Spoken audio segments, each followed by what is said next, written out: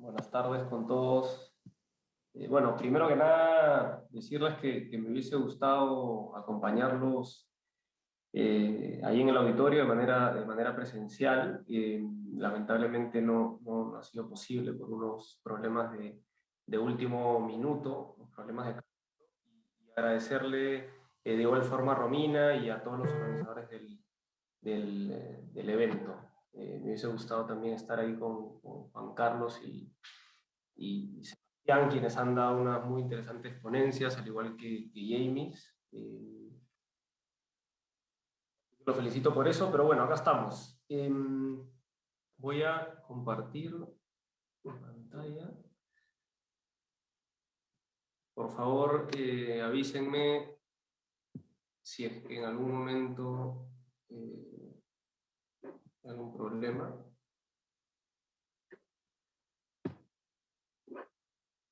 Ya, ahí se puede ver, ¿no es cierto? Bueno, asumo que sí. Todo perfecto. Ok, listo. Entonces, en esta oportunidad voy a presentar un tema que de una u otra manera atiende el llamado de esta edición del evento y que tiene que ver con cómo nos aproximamos al lugar desde nuestro ámbito de acción disciplinar. Precisamente cómo leemos, entendemos, interpretamos, digamos, el lugar a partir de las preexistencias y nuestro entorno construido. El concepto de edificio-ciudad conjuga de alguna manera dos términos que bajo nuestros parámetros convencionales solemos entenderlos como, digamos, dos escalas o dominios con límites tangibles, finitos, como muy definidos, que por lo general se encuentran o convergen en el límite de propiedad, ¿no? Por otro lado, también podemos entender tanto el edificio como la ciudad en sus, digamos, múltiples significados y acepciones, y en un sentido mucho más amplio, ¿no? Por ejemplo, podemos entenderlos como el resultado de un sinnúmero de eventos, conflictos, tensiones, relaciones, fenómenos de distinta índole, ¿no? Sociales, culturales, políticos, económicos o medioambientales. Es por estas razones que el concepto de edificio-ciudad puede estar sujeto a múltiples interpretaciones.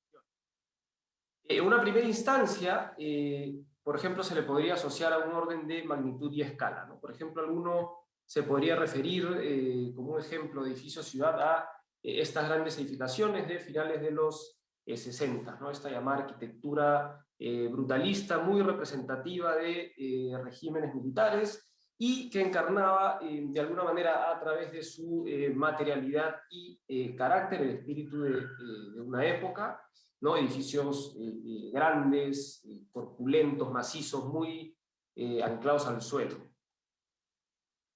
Sin embargo, podríamos referirnos también a, por ejemplo, una memoria, ¿no? Es decir, hablar de aquella arquitectura que, de alguna manera, por su carácter y significado, se se convirtieron en un símbolo y visibilizan la imagen de toda una ciudad, ¿no? Como no recordar el edificio Limatambo, ¿no? Un edificio de viviendas proyectado a inicio de los 50 por el arquitecto Enrique Soane, que de alguna manera funcionó como un podio para este emblemático cartel de Coca-Cola por muchos años, ¿no? Por ejemplo, podemos entenderlo como propuestas también cuyo principal atributo recae en su extensión y alcance, ¿no? Proyectos que no solo se extienden, digamos, físicamente como abarcando importantes fragmentos urbanos, sino que también son capaces de romper con esa inercia y de alguna manera condensar en un solo lugar a toda una ciudad, ¿no? Como es el caso de la Feria Internacional del Pacífico o conocida también como la Feria del Hogar. La foto que ven en pantalla es la primera edición del evento. La Feria Internacional del Pacífico fue uno de los eventos tecnológico-comerciales y de ocio, digamos, más emblemáticos de nuestra capital. Es Interesante también ver en la imagen inferior derecha digamos, su extensa configuración a partir de la disposición de una serie de pabellones país. Pero bueno, no ahondaré mucho en el tema. Y una postal, digamos, publicitaria del evento que se informaba, digamos, que de alguna manera transmite o comunica de cómo se informaba al mundo, ¿no? Incluso podríamos hablar también de programas que por su ubicación y resonancia fueron capaces de activar un edificio y al mismo tiempo a una ciudad, digamos, podríamos como decirlo de esa manera, ¿no? Como fue el caso del Sky Room del Hotel Crillon, que muchos aquí presentes fueron testigos o en algún momento asistieron. Yo soy un poco más joven, no tuve la oportunidad de hacerlo. Sin embargo, creo que, digamos, debemos preguntarnos, ¿no? ¿Son todos estos casos ejemplos de edificio-ciudad o son simplemente características aisladas, digamos, atribuibles como a este tipo de proyectos, ¿no? Y pensar qué pasaría si condensáramos como todas estas características, todos estos valores, todos estos atributos en un solo proyecto. Bueno, en este caso me voy a tomar la libertad de iniciar la exploración, digamos, hacia la búsqueda de definiciones en torno a este concepto, argumentando que los edificios ciudad son un tipo de proyecto que, como primer atributo, y no el único, poseen cierta condición de grandeza, ¿no? Esta grandeza, digamos, parafraseando Sin embargo, tenemos que preguntarnos si son todos aquellos proyectos que poseen esta condición de grandeza o de gran magnitud ejemplos de edificios ciudadanos, ¿no?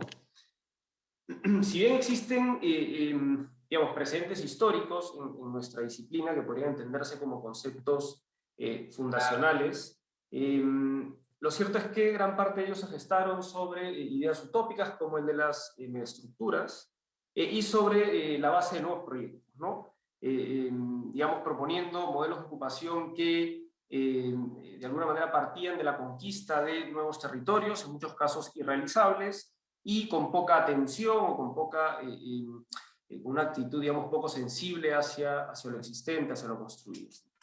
Entonces, el proyecto académico que inscribe, digamos, los dos talleres que voy a presentar a continuación se aleja un poco del concepto de tabula rasa, es decir, entender como la ciudad desde cero, y se acerca a la idea de un edificio-ciudad que, lejos de buscar agotar recursos en sus esfuerzos como por generar esa condición o por crear una nueva grandeza, parte de proyectos existentes que ya la poseen, ¿no?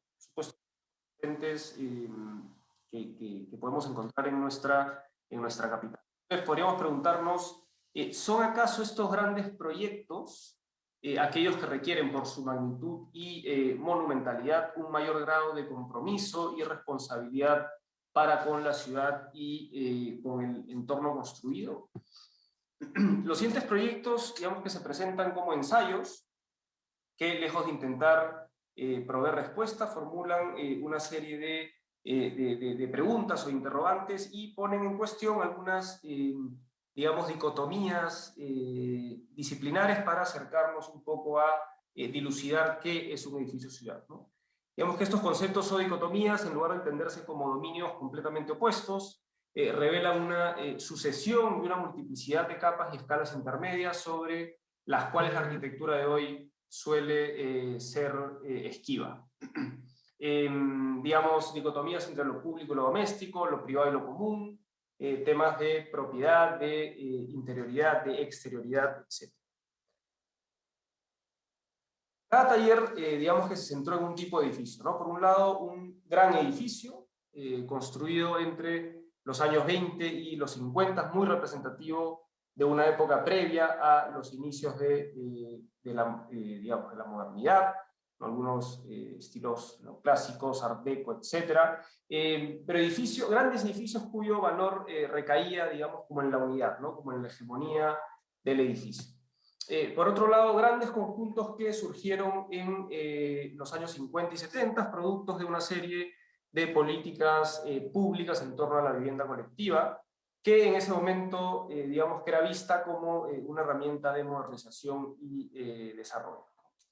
Estos conjuntos ocupaban grandes o extensos fragmentos de ciudad, usualmente ubicados como hacia la periferia de la ciudad en ese momento, como podemos ver en las imágenes del lado derecho. Bueno, el primer caso de estudio es el edificio residencial Miranda, ¿no? Una gran estructura de finales de los años 40, proyectado originalmente para ser el segundo gran hotel de la ciudad, del Hotel Bolívar. Acá tenemos una imagen de lo que es el edificio actualmente. Sin embargo, nunca fue utilizado para dicho fin y actualmente alberga más de 161 familias distribuidas en 7 niveles, ¿no? Una estructura de uso predominantemente residencial, con algunos comercios en su parte baja. Es difícil entender también el edificio residencial Miranda abstraído de su contexto, ¿no? Este se ubica en el Parque Miranda o el Parque Marzano en Miraflores, un espacio urbano definido por edificios emblemáticos que algunos deben conocer, como el Teatro Marzano, y una casona de mediados del siglo pasado que hoy alberga el local de Acción Popular, ¿no? Este gran edificio ocupa casi 5.000 metros cuadrados de área y tiene una configuración en planta, como vemos en esta imagen, bastante simétrica, algunos pozos de luz y 2 largos pasadizos que de alguna manera definen como un tercio de la longitud o de la profundidad del predio, ¿no? Sin embargo, ¿cómo transformar un edificio de la complejidad y magnitud del edificio Miranda en un ejemplo de edificio-ciudad, ¿no? ¿Cuáles son, digamos, esas estrategias de ocupación y cuáles son como esos territorios de operación que permitan cuestionar un poco sus límites y ensayar nuevas ambigüedades? La primera dicotomía, digamos, que se levanta es aquella que tiene que ver con lo único y lo repetible, ¿no? Entendiendo que una acción específica en el conjunto puede generar, digamos, un impacto mayor a partir de su repetición. Entonces, las distintas propuestas detonan una serie de interrogantes en torno a ella, ¿no?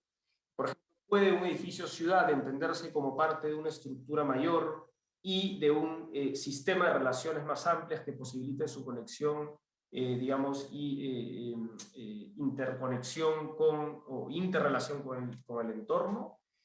¿Puede este edificio diluir la existencia física de sus límites a partir de la extensión de sus elementos?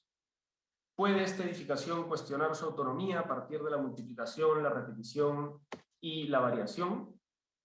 Entonces, sobre la base de oportunidades identificadas, los distintos proyectos, digamos, que empiezan a ensayar como ciertas estrategias de interconexión entre el edificio y el entorno, así como la ocupación de la calle, el parque, algunos retiros edificatorios, etcétera, a partir de la aplicación de algunos sistemas estructuradores y ordenadores como la grilla, o la introducción de algunos sistemas de movimiento que permitan entrelazar, digamos, ambos dominios, ¿no? El dominio de la calle y el del edificio, si es que existen como tal.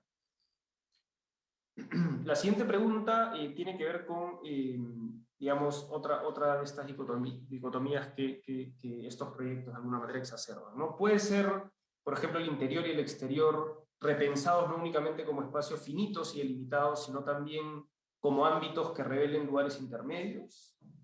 Puede ser la piel o la envolvente, si nos permitimos, digamos, una lectura un poco más amplia del término, un territorio entremedio de alternancias dinámicas y de negociación entre el edificio y la calle, entendiendo la envolvente no como una línea material y física que segrega o divide el adentro del afuera, sino más bien como digamos, como un lugar que diluye esos límites y explora de alguna manera nuevas formas de apropiación. ¿Puede un edificio ciudad permitir nuevas gradaciones de interioridad y domesticidad a partir, digamos, de la reformulación y redefinición de su envolvente?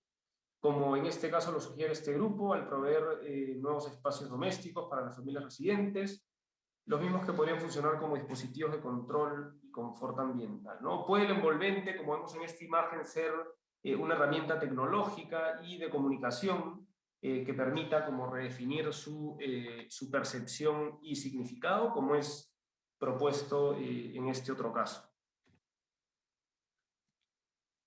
Es posible explorar criterios de urbanidad a partir de la utilización de sistemas constructivos de carácter modular y flexible que puedan adaptarse, transformarse o desmontarse. Es como la siguiente pregunta que surge, ¿no?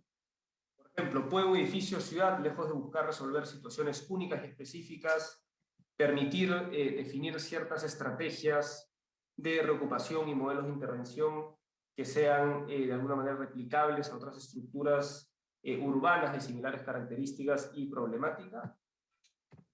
Algunas propuestas como esta que vemos intervienen el vacío urbano, entendiendo que la permanencia prolongada y muchas veces también indeterminada de cualquier estructura temporal digamos, que se proyecta en la ciudad, es siempre una posibilidad latente, ¿no? Como es el caso de muchos pabellones país en diversas exposiciones universales que finalmente la estructura trasciende al uso que se le da en ese determinado momento, ¿no? Entonces, en ese sentido, el taller se cuestiona cuáles son, digamos, los límites de densidad y cantidades, digamos, de intervención que se requiere sobre el espacio público y el parque para lograr, digamos, una transformación significativa sin dinamitar su condición, ¿no? Pensamos también en las relaciones que pueden existir, digamos, en un proyecto entre la densidad edificatoria y la intensidad de uso, ¿no? ¿Cuáles son como esas relaciones? Por ejemplo, ¿no? ¿Puede la densidad de un edificio o ciudad posibilitar diversos grados de intensidad necesarios para su permanencia y durabilidad? ¿Puede el programa, a partir del entendimiento de sus roles, entenderse como una herramienta capaz de dinamizar el edificio y desencadenar como ciertas acciones que promuevan encuentros colectivos e inesperados? Todas estas preguntas nos las hicimos, ¿no? Un poco en el taller. Entonces la propuesta, por ejemplo, de este grupo sugiere entender la nueva residencial Miranda como una radiografía de las dinámicas que ocurren en la ciudad compacta, ¿no? Por ejemplo, podemos extrapolar algunas dinámicas horizontales que ocurren como en la ciudad o en la calle a una lógica de edificio vertical. Puede ser, puede ser el núcleo central de circulaciones del edificio una analogía de la calle pública. O puede un edificio, ciudad, regenerar un ecosistema y redefinir su rol para con la ciudadanía a partir de la introducción de lugares de uso comunitario, como es el caso de este grupo, quienes proponían un jardín educativo productivo abierto al público, abierto a la comunidad, ¿no?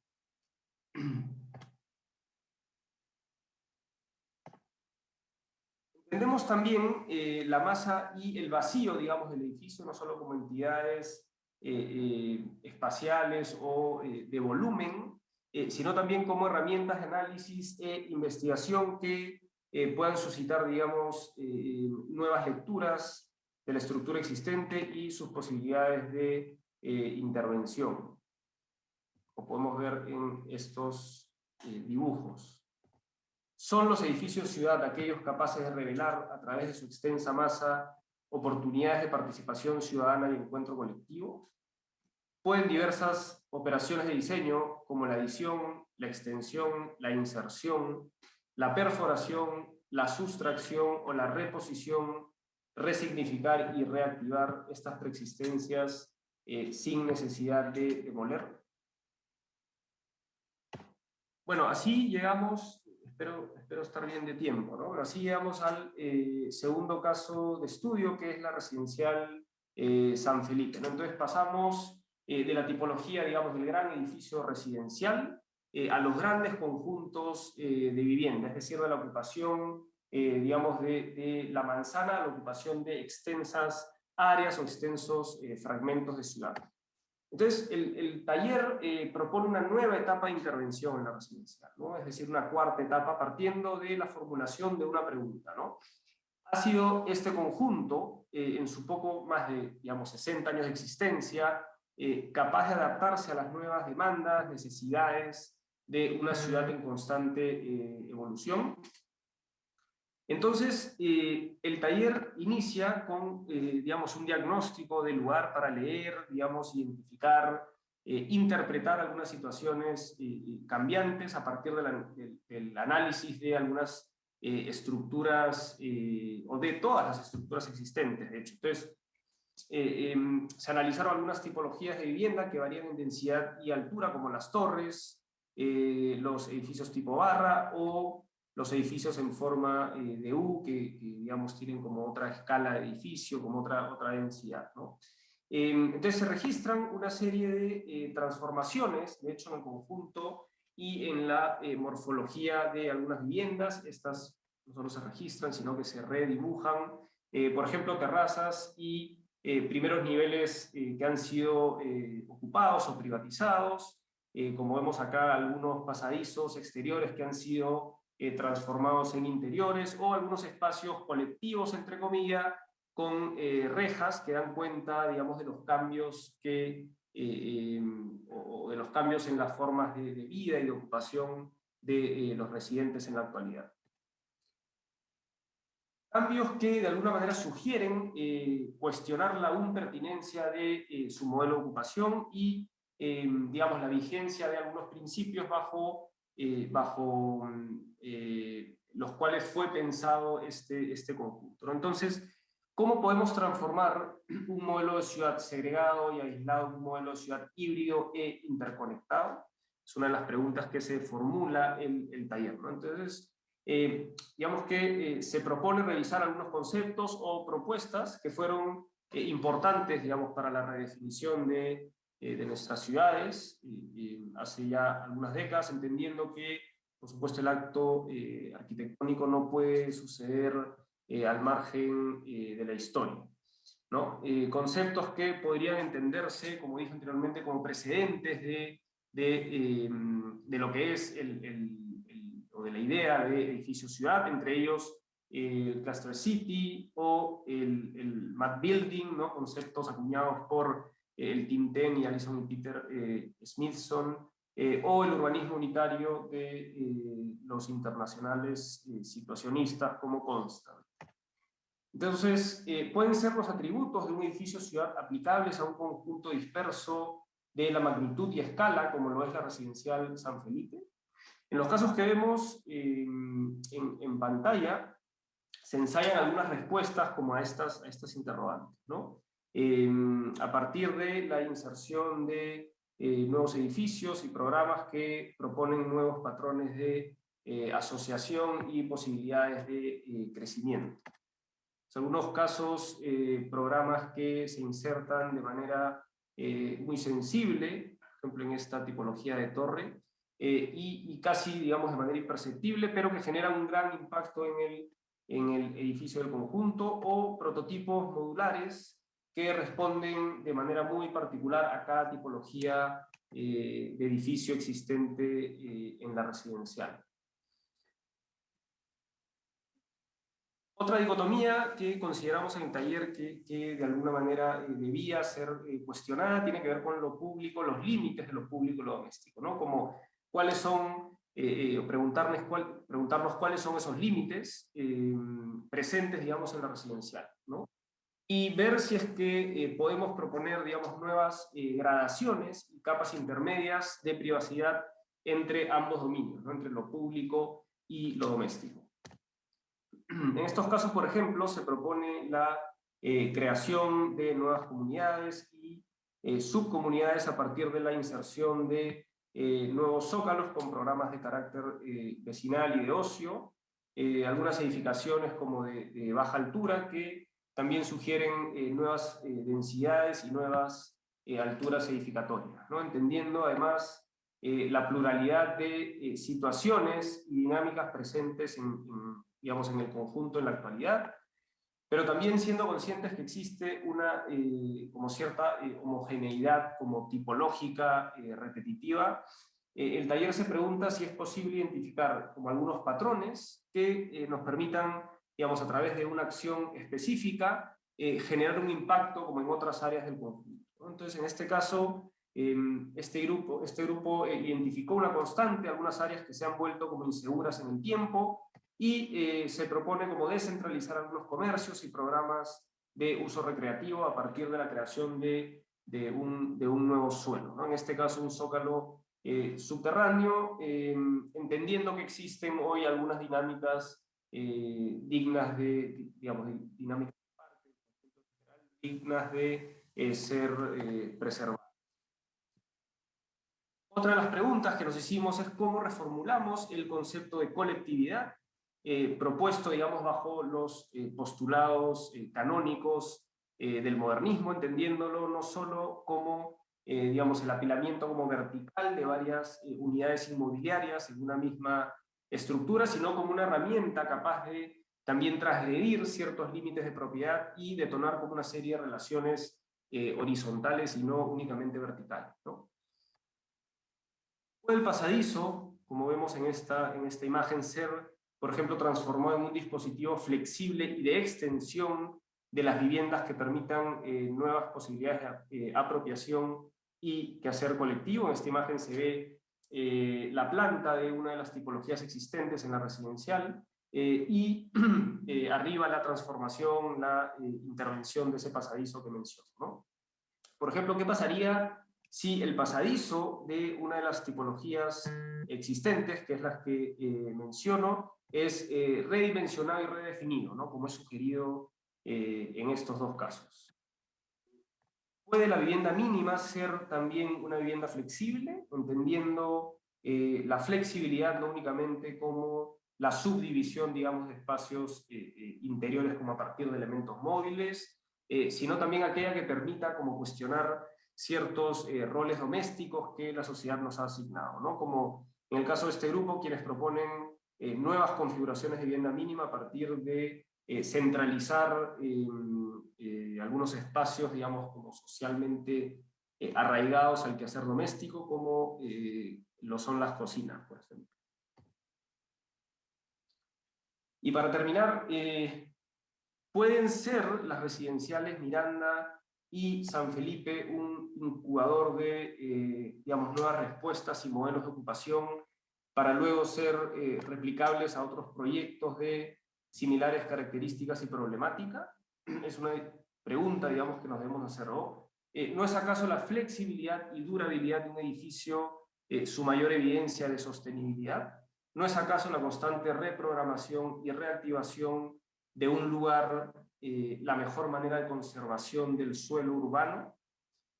Vemos en esta imagen un collage de grandes edificios y grandes conjuntos presentes en Lima, quizás muchos de ellos, digamos, esperando ser transformados en edificios ciudad. Eso es todo. Muchas gracias.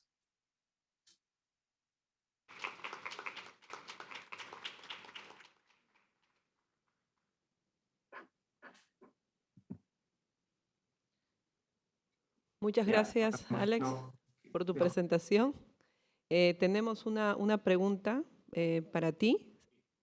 Sería, ¿qué criterios crees que pueden guiar el futuro del urbanismo en esta línea que nos explicas? O mejor dicho, ¿qué versiones de proyectos podrían servir para esto? Entendiendo que gran parte del urbanismo contemporáneo debe más bien reconfigurar lo ya construido o lo que conocemos más como un urbanismo de reciclaje. Sí, buena pregunta. Yo creo que tenemos que empezar preguntándonos, poniendo en crisis, cuestionándonos o redefiniendo, digamos, digamos el rol como del arquitecto hacia la ciudad y redefiniendo también los límites, digamos, entre el urbanismo y la arquitectura, ¿no? Suelen ser como límites como muy definidos, como decía, muy finitos, ¿no? Es decir, donde termina uno empieza el otro, donde empieza uno termina el otro, etc., ¿no? Es decir, que digamos que es por eso la segregación o la especialización del urbanista o del arquitecto, ¿no? Cuando yo creo que justamente esta ponencia un poco intenta cuestionar como esa agencia, ¿no? ¿los arquitectos acaso no tenemos como una responsabilidad como hacia el espacio público, hacia la ciudad? ¿Por qué necesariamente tienen que existir como urbanistas, como muy especializados que se encargan como de ciertos dominios de la ciudad? ¿Y por qué, digamos, los arquitectos se encargan, digamos, de los dominios que, claro, de los dominios a los cuales el urbanismo o el urbanista no es capaz o no se atreve a entrar y viceversa, ¿no? Entonces, yo creo que al final, como arquitectos tenemos que cuestionarnos como mucho cuál es nuestro rol. Y igual pienso que, digamos, la generación como de nuevas, o la creación como de nuevos edificios, o el conquistar como nuevos territorios, es, creo yo, igual, digamos, como un fenómeno que va a seguir sucediendo, ¿no? Es decir, esta ponencia no pretende lapidar o, digamos, condenar como digamos, las nuevas edificaciones. Yo creo que es parte del proceso evolutivo, digamos, de cualquier ciudad. Simplemente creo que lo que sugiero con la presentación que he hecho es preguntarnos si realmente la ciudad puede seguir, digamos, redefiniéndose, reocupándose a partir digamos, de la inserción, la acumulación como de nuevas capas sobre edificaciones existentes. Un poco pensar como cuáles son esos criterios de sostenibilidad que aplicamos al momento de intervenirlas, ¿no? Y por supuesto, digamos que esto son ejercicios académicos. En la realidad, el arquitecto no es capaz tampoco como de tomar absolutamente todas las decisiones. Hay una serie de actores y agentes políticos, sociales, etcétera, que intervienen justamente como en la toma de esas decisiones, ¿no? Entonces, yo creo que esto es como un llamado como a cuestionar el statu quo y el cómo venimos como haciendo las cosas. Muchas gracias, Alex. A continuación, invitamos a los expositores a pasar a tomar asiento para abrir el espacio de diálogo de este grupo de expositores.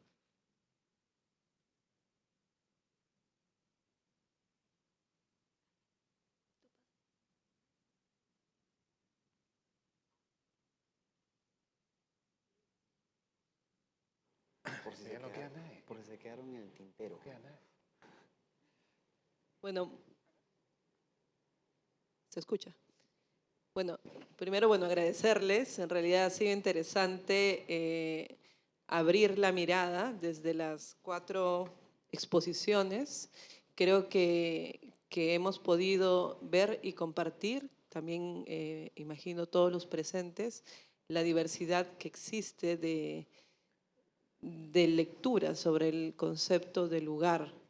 Y se han repetido varias nociones que me parecen fundamentales compartir, como por ejemplo aspectos en relación a la permanencia, a la idea de lo natural, lo artificial, porque lo uno sin lo otro no dialoga, no existe, la reciprocidad, y sobre todo en las 4 presentaciones la gran voluntad de abrir esta mirada, de abrir este diálogo.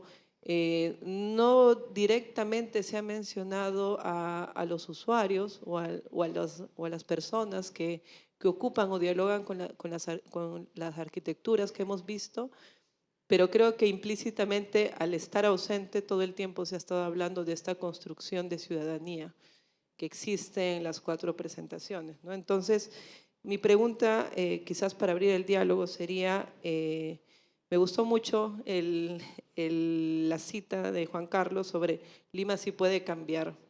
Es una provocación quizás, pero me parece que es una afirmación que nos deja pensando bastante, ¿no?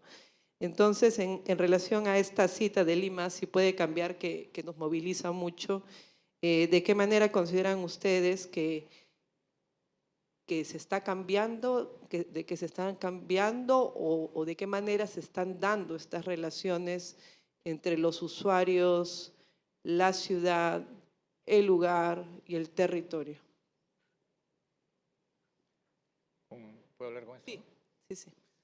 Bueno, es una pregunta compleja porque por ejemplo, la actuación que tuvimos en los años 90 sobre la ciudad ahora está limitada, ¿no?, para los arquitectos. Por diversas circunstancias, cuando hay una obra pública, los arquitectos no podemos participar, porque a veces simplemente esta obra se hace bajo unas condiciones que no se conocen, no hay concursos abiertos públicos, etc. La propia, digamos, legislación no lo permite, lo que se permite son licitaciones de consultoras, etc. Y por otro lado, como alguien dijo, hay decisiones que no podemos tomar solo los arquitectos, sino que tienen que ser en diálogo con urbanistas. Bueno, yo no me considero urbanista, pero con urbanistas, con gente que sepa de economía, con sociólogos, etcétera, ¿no? Como se hace en otras partes, en Europa, en fin, cuando hay un plan urbanístico, ¿no?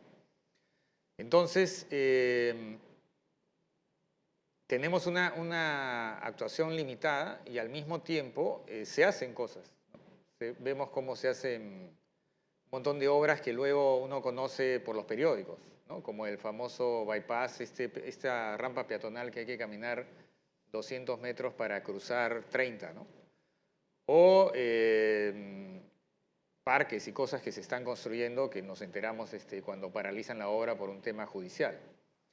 Entonces es una situación compleja para nosotros porque deberíamos ser los principales llamados a ver cómo crece la ciudad, por lo menos la parte formal de la ciudad, porque en verdad vemos solamente una pequeña parte que es la que aparece formalmente, pero la ciudad informal, que es el 60, 70, 80%, ¿no? O sea, donde no intervenimos.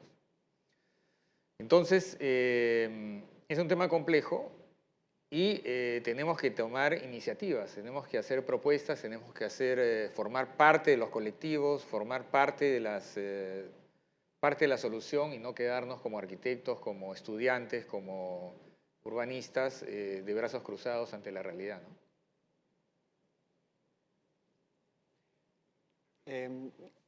Sí, a mí me gusta una de las cosas que dijo Alex hacia el final, ¿no? Y solo para colgarme de eso, para responder esta pregunta, que es bien difícil, ¿no? Que es acerca de la agencia del arquitecto, ¿no? Él dijo, ¿no? ¿Cuál es la agencia?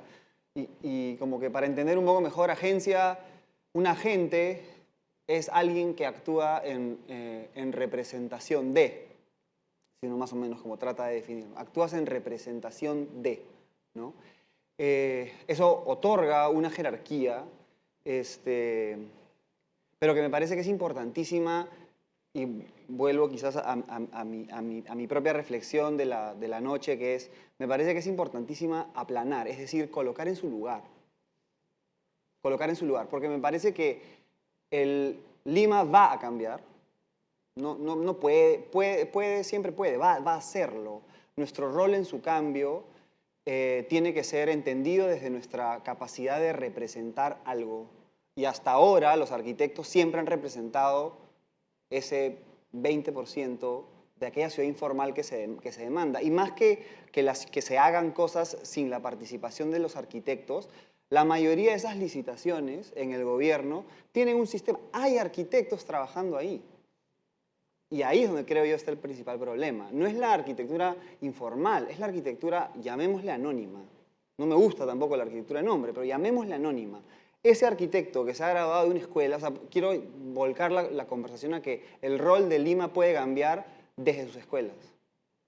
Porque son arquitectos, están firmando expedientes técnicos, tienen CAP, están ahí, se está haciendo, la ciudad está cambiando de mano de arquitectos. Claramente, no son proyectos ilegales lo que se están haciendo desde el gobierno. Lo que pasa es que son proyectos desde personas que puedan o no pueden tener una formación lo suficientemente crítica en donde se entienda cuál es su agencia sobre la ciudad, medida. Para mí el problema es que o sea, el problema radica en la formación y que la formación, yo considero, siempre debe ser a través del edificio, del proyecto, pero eso no quiere decir que la agencia del arquitecto funciona como el héroe creador único. Hay un mito que se propaga, creo yo, desde las escuelas del arquitecto como este genio creativo. O sea, incluso, no sé si es Alberti, o hay alguien de los genios creativos que dice que hay que como contener el ego edificatorio, lo dice en latín. Hay eso, y creo que las escuelas forman un poco eso, y de repente, claro, nos ven de alguna manera, quienes hemos sido formados de manera que estamos como ante la soledad del tablero para diseñar algo, nos hemos enfrentado a una realidad que no nos acoge, porque claramente no nos va a acoger, porque no somos, o sea, no hay ese 80%, y creo que entonces tiene que aplanar o encontrar ese rol multidisciplinario del arquitecto, que en verdad es pequeño y indirecto con respecto a la realidad. Me parece como bien importante porque solo nos empodera. O sea, hay gente que cree que nos debilita, y yo creo que al contrario, nos empodera, y Lima podría cambiar mejor de esa manera. James o Alex. Ok, adelante, James. Muy bien, gracias. Se me oye, ¿no? ¿Se escucha? Bueno, yo voy a un poco sumarme, ¿no? a la última intervención. Y yo lo digo un poco en broma. Yo tampoco no tengo, digamos, una larga experiencia como profesor o docente, pero cuando puedo lo digo, ¿no? Frente a mis estudiantes. Yo pienso que hay una asignatura en la escuela que es Ego 1, Ego 2, Ego 3 y así sucesivamente, ¿no? Y pareciera que es una asignatura invisible, pero troncal al mismo tiempo. Y es que en cierta medida nosotros estamos cargados de esa imagen del genio creativo, ¿no? Y pensamos que la visión del arquitecto es una visión privilegiada, ¿no? Cuando lo que tenemos que buscar es esa especie de diálogo, ¿no? Con los actores sociales, los políticos, e ir un poco en contra de ese famoso factor humano, ¿no? Se me viene a la cabeza el libro de Nietzsche, ¿no? Humano, demasiado humano, y quizá el problema es que somos demasiado humanos, ¿no? O sea, somos demasiado sanguíneos y tomamos decisiones que en cierta medida son veleiidosas. Y bueno, yo sí puedo, digamos, decir, sin ánimos de, digamos, de ir en contra del resto de panelistas, que yo sí me considero urbanista porque es, digamos, a lo que me dedico. Y solamente como detalle interesante, ¿no? Las cosas están cambiando y van a cambiar desde el punto de vista normativo, ¿no? Y de algún modo tenemos que construir ese aparataje legal que nos permita hacer cosas distintas. El año pasado se aprobó la Ley de Desarrollo Urbano Sostenible, quizá la primera ley que tenemos, la cual nos pide, ¿no? No sé si estoy bien en el artículo, creo que es 18, 19, no estoy muy seguro, perdón, 11, artículo 11, la participación ciudadana efectiva. Y para aquellos, digamos, que no lo sepan, hasta el año pasado, si no existiera esta ley, la participación en planes urbanos se reduce a 45 días una vez finalizado el documento. Es decir, hemos hecho un plan urbano, ¿no? Con sus 1000 y pico páginas, socializamos 30 días de publicación en medios oficiales, hacemos una audiencia pública, 15 días para levantar observaciones, si es que lo consideramos o no, es decir, si es que estamos de buen humor o no, y luego lo aprobamos mediante ordenanza. Es decir, según la normativa, digamos, antigua, entre comillas, que aún está vigente, la participación ciudadana en planes urbanos, que son extremadamente importantes, se limita a 45 días, los 45 días finales. Lo más gracioso es que, bueno, lo más, en este caso, vergonzoso, ¿no? Es que la norma dice explícitamente, si el equipo técnico considera estas observaciones válidas, las incluye. Es decir, corrige el plan según lo que han observado las personas en esta audiencia pública. Y si no, no. Y yo pienso que en la mayoría de los casos los equipos técnicos dicen no. Entonces, la participación ciudadana efectiva tiene que ser clara, ¿no? Tiene que ser detallada, específica. ¿Cuántos talleres hacemos? ¿Cuántas personas tienen que participar? ¿Cada cuánto tiempo las hacemos? Entonces, yo pienso que igual está cambiando la ciudad, pero yo voy un poco más por el tema normativo.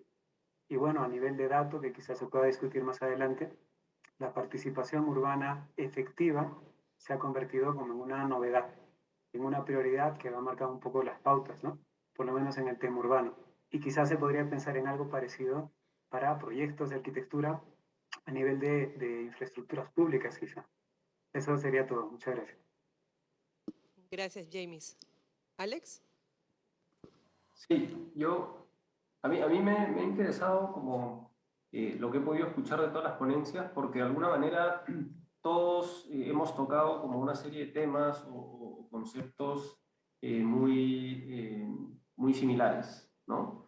Y de una u otra manera, con ciertas interpretaciones, digamos, más afines entre uno y otro, pero creo que al final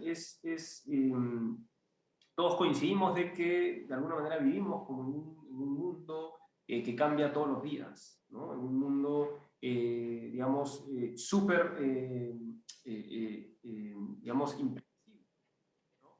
Y en ese sentido creo que ese trabajo de autor del cual Sebastián hablaba definitivamente tiene que ser como redefinido, tiene que ser recuestionado redefinido, ¿no? Es decir, pensar también que el arquitecto no actúa como al margen de todos estos fenómenos que de alguna manera hacen la ciudad, sino que actúa más bien como en colaboración a todas estas entidades y en colaboración a estos fenómenos también, ¿no? Entonces, creo que debemos ser como mucho más sensibles en escuchar cuáles son como esos nuevos paradigmas o esos cambios sociales o culturales, que algunos son más como silenciosos que otros, y empezar como a desarrollar esa habilidad de adaptarnos al cambio, ¿no? Creo que esa resistencia como de adaptación al cambio y pensar que el arquitecto, como decía bien Sebastián, desde su escritorio o el edificio por sí mismo podía cambiar el mundo, que no es solo de ahora, sino que, digamos, como si revisamos como la historia de la arquitectura, desde un poco la propagación como de las megaestructuras, por ejemplo, ¿no? Un poco lo que mencionaba, se hacía como énfasis también como esa hegemonía de que el arquitecto podía por sí o el arquitectónico podía como cambiar el mundo. Y lo cierto es que hoy en día creo que eso hay que repensarlo.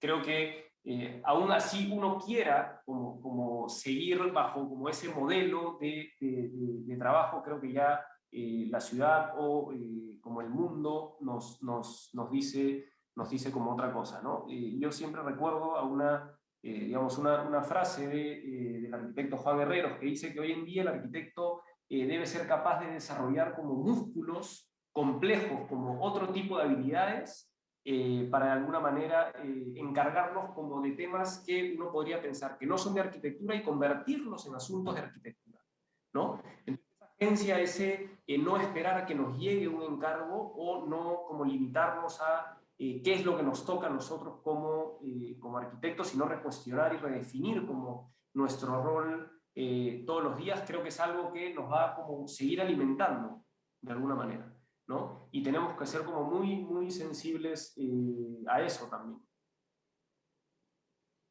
Gracias, Alex. Me parece interesante también sumar a esto lo importante de la práctica espacial de los propios arquitectos y el conocimiento del territorio, de los lugares. Actualmente estamos viendo masivamente que así como hay algunas arquitecturas anónimas, hay lugares anónimos o no lugares como lo ha expuesto el antropólogo Marc Augé.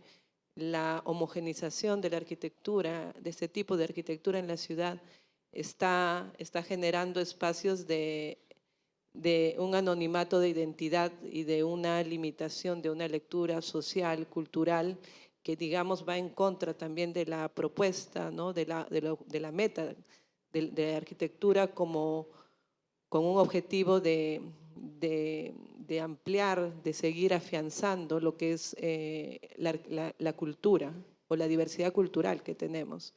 En ese sentido, me gustaría preguntar, creo que en la carrera tenemos un gran reto, quizás a mí como profesora de taller o viendo también los proyectos de fin de carrera, hay algo que es bien difícil siempre delimitar y es esta relación o el diseño entre lo público y lo privado, ¿no? Y cómo los edificios, aun cuando tienen esta vocación, siempre hay este cuestionamiento y esta dificultad de definir, de manifestar un espacio público, un espacio privado, un espacio íntimo, un espacio doméstico.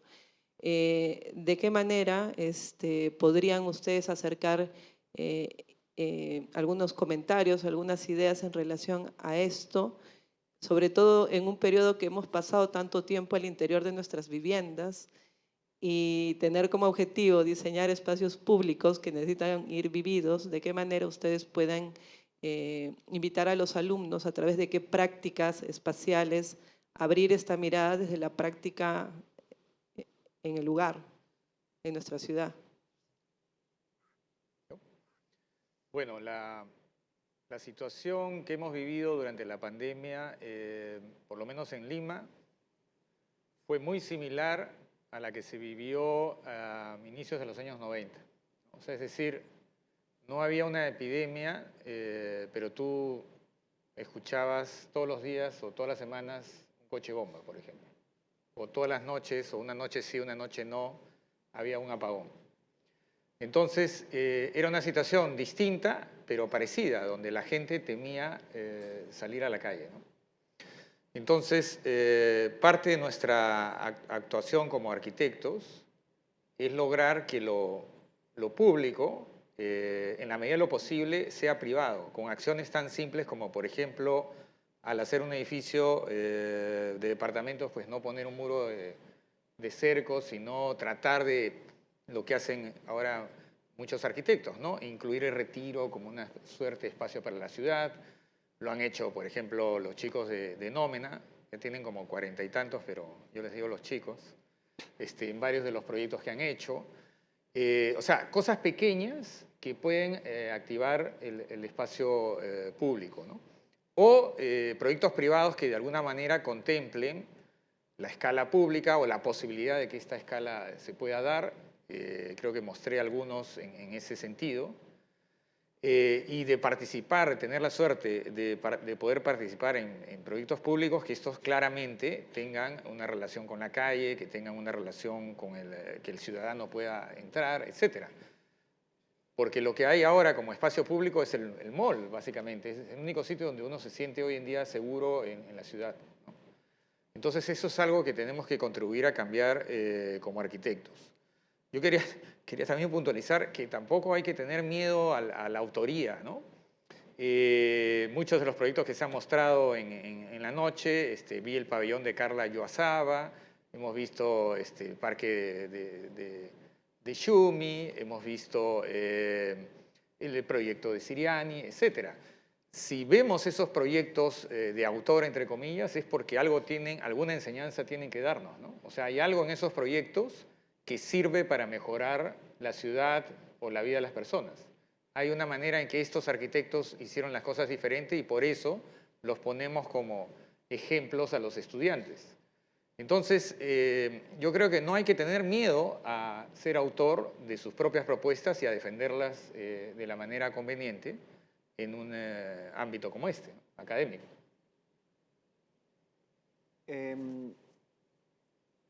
A mí me parece interesante la reflexión sobre el espacio público en la ciudad, porque creo que después de la pandemia que nos ha... O sea, la pandemia en realidad evidenció más que cambió cosas. Sí, cambió tu libertad momentánea de poder salir a la calle, pero más que eso en particular, evidenció una condición interesante acerca de los límites de la intimidad o el espacio. O sea, la manera en cuán imbricados realmente está lo íntimo y lo colectivo en nuestra vida cotidiana, a través de una serie de dispositivos que hacen que podamos escuchar a Alex y a James ahorita acá, ¿no? Y hay una, o sea, interesante, previa a la pandemia, hay una reflexión interesantísima, un artículo interesantísimo de Beatriz Colomina que se llama Privacidad y Publicidad en la Era de las Redes Sociales, en donde aboga o argumenta que el espacio más público de nuestra condición urbana es en realidad la cama. El lugar más íntimo que podemos imaginar, entre comillas, es el lugar de máxima exposición a través de nuestros diferentes dispositivos digitales. Entonces, si bien hay una esfera digital que no se encarga del espacio físico, del cual sí nos encargamos los arquitectos, me parece interesante pensar qué hace eso para entender cuando uno dice público. Porque quizás algo que más me parece interesante y lo empezamos a ver ahora quizás es reclamar espacios de, no sé, llamémoslo, quizás si me atrevo a cambiar de nombre, como de ciudadanía abierta. O sea, en vez de decir público, porque no importa cuánto jardín o cuántas bancas le pongas al retiro de tu edificio, ese retiro está dibujado legalmente como ya no tuyo.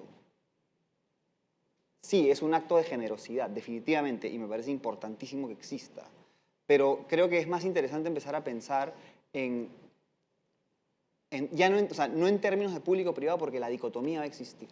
Esa dicotomía es dificilísima de borrar, porque es una dicotomía que trasciende los niveles espaciales. Es como que en algún momento le pones pestillo a tu casa. En algún momento tu aire acondicionado empieza a funcionar. Hay un sello en la arquitectura del cual no escapas. No importa cuán templado sea nuestro clima, no escapas del sello. Entonces, quizás pensar en espacios como de ciudadanía abierta me parece como más interesante, porque ahora tenemos la oportunidad de regresar a pensar esos espacios que hemos dejado abandonados físicamente, ¿no? Porque la parte pública creo que se está encargando, son otras esferas que se encargan de la parte pública hoy, desde las cosas digitales, incluso hasta la realidad aumentada podría ser un espacio como más público que empieza a mezclar las esferas físicas y virtuales, pero me parece importantísimo que la ciudad siempre será el espacio de la ciudadanía, ¿no? Y ese es el que creo que vale la pena recuperar. Gracias. Alex o James, no sé si tienen algún comentario brevemente. Ok, Alex. Perdón, creo que le tocaba a James. No. A mí, yo estoy como muy de acuerdo con lo que yo lo que sí considero es que uno tiene que tratar justamente de ver como esas transiciones, ¿no? Como esas gradaciones que pueden haber, pero simplemente no son como tan evidentes entre como esos términos, esos conceptos, como que uno los puede como entender de manera como tan contraria o tan opuesta, ¿no? Por ejemplo, lo privado, lo público, lo íntimo y lo abierto, ¿no? que denota temas de propiedad, que denota temas de privacidad o de intimidad. Y no lo sé, yo creo que, por ejemplo, yo he ido como mostrando algunos casos o algunos referentes cuando hablaba como de cada una de estas dicotomías, porque en el taller hacemos como mucho, de alguna manera como revisamos la historia, ¿no? Hacemos mucho uso como estos casos de estudio, los cuales los redibujamos, los remodelamos, etc. Y por ejemplo, un poco este edificio de las 500 viviendas en Burdeos, de Laca Universal, creo que hablan como también de que finalmente no necesariamente el interior del exterior está definido por una mampara, o por una línea, digamos, material o física o por un muro, ¿no? Sino que puede ser como un territorio, puede ser como un espacio entre medio. Entonces lo que hacen ellos en ese edificio es como generan como una nueva fachada, pero que se convierte como en un territorio, ¿no es cierto? Se convierte realmente en un espacio, el cual uno que funciona como un espacio como de extensión de los departamentos, pero que no tiene ni esa condición completamente cerrada ni esa condición completamente abierta, ¿no? Es decir, tú puedes como a partir de unos cerramientos abrirlo y eso se puede como extender hacia la sala de tu casa, o ese espacio, esa especie como de territorio entre medio puede convertirse como en la sala también de tu casa, ¿no? Yo creo que al final lo privado y lo público tiene que ver con la visibilidad igual, ¿no? Es decir, no solamente donde uno pone el pie, sino qué tanto uno es capaz como de ver, digamos, como a través de esas capas intermedias, ¿no? Y finalmente creo que también eso es como algo interesante, ¿no? No aquellas capas que uno tiene que necesariamente entrar o tocar, sino que uno es capaz también de percibir. Gracias, Alex. Bueno, quiero agradecer a cada uno de ustedes. Realmente ha sido bastante didáctico, bastante inspirador poder reunirnos hoy presencialmente o en presencial y virtual para poder abrir estos temas, estas formas de relacionarnos con el espacio, de presentar la arquitectura, en relación también a seguir discutiéndolo, compartiéndolo en clases. Gracias de nuevo. Gracias. Y Gracias, Carmen. Gracias. y doy pase al cierre.